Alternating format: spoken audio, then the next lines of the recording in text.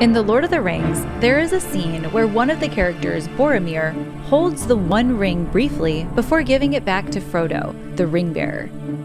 After Boromir says, "I care not," we see Aragorn, who is charged to protect the ring and the ring bearer, clutching his sword. With this one shot, we learn that Aragorn doesn't trust Boromir to resist the temptation of power from the One Ring. Show don't tell is powerful advice in writing, but also in filmmaking. Writers and directors will often take advantage of symbols, motifs, cultural references, and our intuitions to reveal what is really happening throughout a movie without needing anyone to say it. One notable distinction, especially in older movies, is between the good guy and the bad guy. In classic Western films, white hats and black hats were a very common way to distinguish the protagonist and antagonist.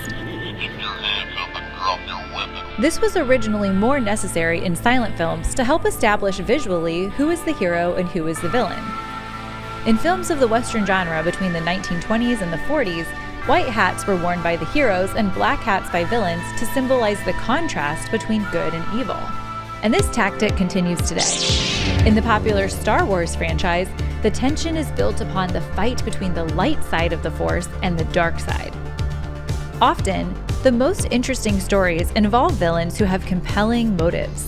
In these stories, we can understand what motivates the villain and the irreconcilable differences between the hero and the villain. Think of the villains in Marvel movies.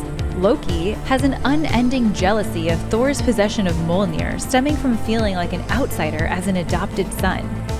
Thanos wants to save the universe from the same fate of overpopulation as his home planet, Titan. Kang manipulated people's free will to stop a multiversal war with versions of himself. But modern films are particularly characterized by the blurring of lines between heroes and villains. The drama of the characters Kylo Ren, Darth Vader, and Anakin Skywalker in the Star Wars movies comes from their internal struggle with the choices between good and evil. Many characters in Star Wars wrongly commit acts of evil in the pursuit of what they think is a higher good.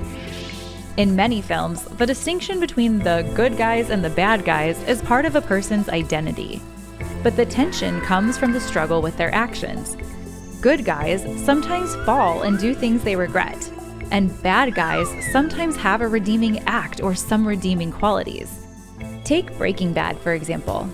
Walter White starts by doing something wrong so he can pay for a cancer treatment, but it ultimately leads him into a moral death spiral. Jesse, on the other hand, has an opposite character arc. He starts as an immoral drug dealer, but eventually redeems himself. This creates tension between what we, as the audience, decide is the identity of the character, either a good guy or a bad guy, and the actions we see these characters choose throughout the show. Perhaps this tension is riveting for us as an audience because we feel a similar tension in our own lives. Not many of us want to be the villain, but we can still relate to having performed some deeds we're not proud of. And many of us still hold on to hope that we are good people, despite our actions. When we look at our life to determine if we're a good person, we're faced with evaluating our actions against certain standards. But we also have a deep hope internally that we're fundamentally good. During the 1950s and 60s, Alexander Solzhenitsyn, a Russian writer and Soviet dissident, wrote the work The Gulag Archipelago, exposing the Soviet Union's inhumane treatment of its citizens. Many atrocities befell the Russian people at the hands of the Soviet government. Solzhenitsyn recounts his time in the Gulag, a Soviet labor camp, and how horribly humans treated other humans there. It would be very understandable to simply conclude that people capable of torturing or killing others are bad, evil people. Solzhenitsyn not only saw these things but experienced them personally. But in one of the most moving quotes from the book, Solzhenitsyn shares what he realized from his years of reflection in the Gulag. He says, "If only there were evil people somewhere insidiously committing evil deeds, and it were necessary only to separate them from the rest of us and destroy them. But the line dividing good and evil cuts through the heart of every human being. And who is willing to destroy a piece of their own heart? We all want to be the good guy. And when we look at our lives and are honest with ourselves about who we think we are, what are we really comparing ourselves to? Is it to the other quote-unquote good people and their actions? Or do we need to first look at the pieces of our own hearts?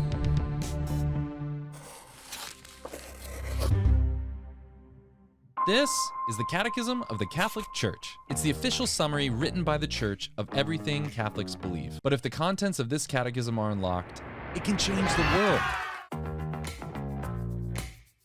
We believe the Catechism isn't a dry, dusty textbook. It's a gift. It's the faithful echo of a God who desires to reveal himself to us. We're creating content that's relevant, watchable, the type of content you want to share with your friends. And all of this will be free to the world and translated into multiple languages. Relationships are that way for sure. It's about getting to know someone and then trusting that person. Relaciones son así. Se trata de conocer a alguien y luego confiar en ese. Dépendait fréquemment de la foi des gens en lui et en son pouvoir. Dependia da fé das pessoas nele. Jesus também foi modelo de fé porque confiou. We're transforming the letter into a living voice for the modern world. We're creating videos, stories, animations, podcasts, social media. We're creating content that's relevant, watchable, the type of content you want to share with your friends. To help people fall in love with the Catechism, the Church, and the heart of the Catechism, Jesus. Join us and help unlock the Catechism for the world. Join in the project to retransform the letter into a living voice.